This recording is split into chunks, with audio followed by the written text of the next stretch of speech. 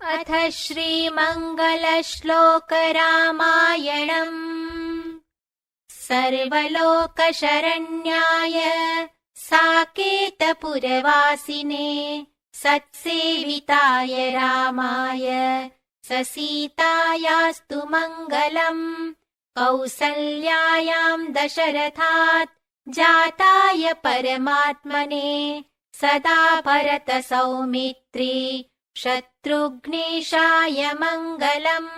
कौशिकक्रतुरक्षार्थम् कृत्वा मारीचमर्दनम् अहल्यापापनाशाय रघुनाथाय मङ्गलम्। भङ्क्त्वा शैवम् पुरा चापम् प्राप्य सीतामनुत्तमाम् अयोध्यामागतायास्तु गुणपूर्णाय मङ्गलम्। पितुः सत्यप्रतिज्ञायै कैकेय्या वचनादपि चित्रकूटनिवासाय सीतारामाय मङ्गलम्। पादुके परते याते दत्त्वा राज्यस्य पालने दण्डकारण्यवासाय धैर्ययुक्ताय मङ्गलम्।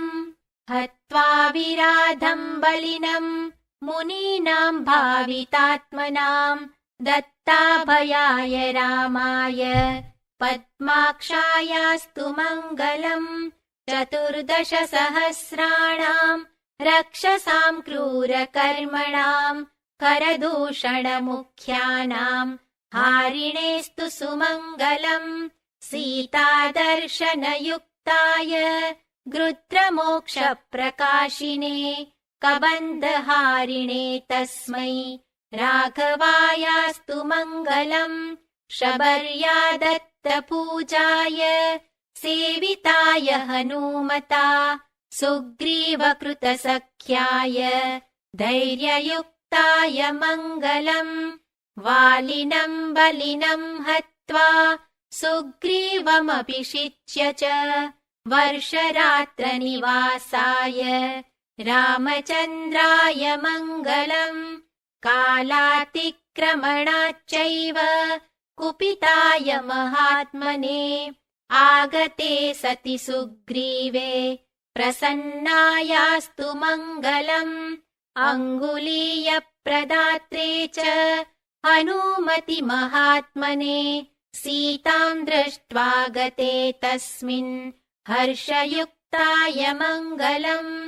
अशोकवनिकामध्ये श्रुत्वा सीताम् हनूमता सुग्रीवकृतयानाय रघुनाथाय मङ्गलम्। अथागतम् महात्मानम् अभिषिच्य विभीषणम् कृतसागरबन्धाय सानुजायास्तु मङ्गलम्।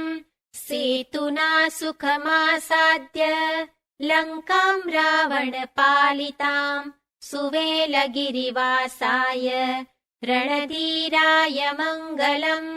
सुग्रीवेण दशग्रीवे मुष्टियुद्धेन मूर्छिते इन्द्रजिन्नागबद्धाय विमुक्तायास्तु मङ्गलम्। धूम्राक्षे वायुपुत्रेण वज्रदंष्ट्रे गदेन च प्रहस्ते नीलनिहते हर्षयुक्ताय मङ्गलम्। नयत्यौषधिशैलेन्द्रम् हनूमति महात्मने ब्रह्मास्त्रबन्धयुक्ताय विमुक्तायास्तु मङ्गलम्।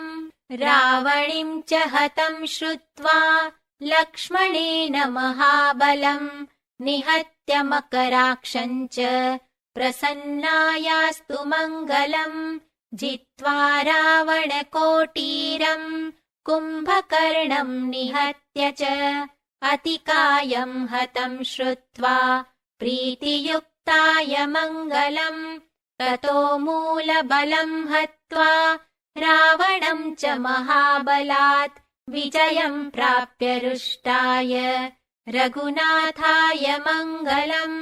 ततोऽग्निवचनात् सीताम् प्राप्य रुष्टाम् यशस्विनीम् ब्रह्मस्तुत्या प्रहृष्टाय रामभद्राय मङ्गलम् विभीषणम् महात्मानम् लङ्कायामभिषिच्य च वानरैराक्षसैः सार्धम् पुष्पकस्थाय मङ्गलम् मदनाकृतये तस्मै मधुरापुरवासिने मनुवंशप्रदीपाय मानवेन्द्राय मङ्गलम् प्राप्यायोध्याम् च भरतम् गङ्गातोयैः सुगन्धिभिः अभिषिक्ताय रामाय सीतायास्तु मङ्गलम् मधुरापुरवासाय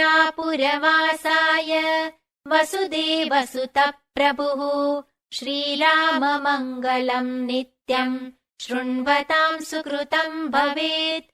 एवम् वाल्मीकिना प्रोक्तम् रामायणकथामृतम् यः पठेद् रामचरितम् सर्वपापैः प्रमुच्यते। अपुत्राः पुत्रिणः सन्तु पुत्रिणः सन्तु पौत्रिणः अधनाः सधनाः सन्तु जीवन्तु शरदां शतम् अधनाः सधनाः सन्तु जीवन्तु शरदां शतम्।